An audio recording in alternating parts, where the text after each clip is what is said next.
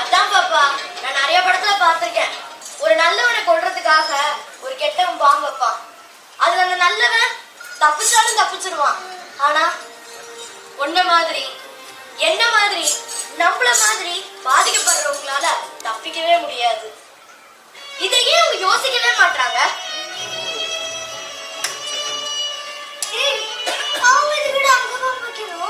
நீ ஆனந்த உங்களுக்கு பிடிக்காம கூட வச்சிருக்கலாம்டா.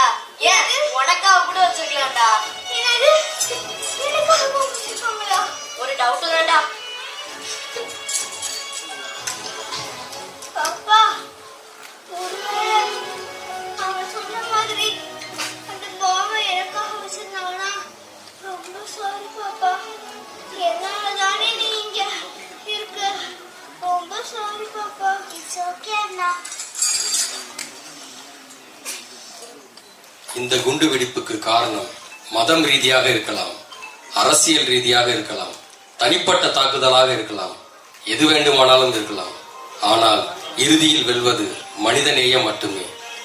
அந்த சிறுவன் சிறுமியிடம் நடந்த தவறுக்கு ஒருவேளை நான் காரணமாக இருந்தால் என்னை மன்னித்துவிடு என்று கேட்டது மனிதநேயம். அந்த சிறுமி அதை பெருந்தன்மையாக ஏற்று அவனை மன்னித்ததும் மனிதநேயமே. ஒரு குற்றத்திற்கு தீர்வு இன்னொரு குற்றம் கிடையாது. மனிதநேயம் என்ற விதையை சிறு வயதிலேயே விதைத்தால் குற்றங்கள், தண்டனைகள் குறையும். ஜெய் ஹிந்த்.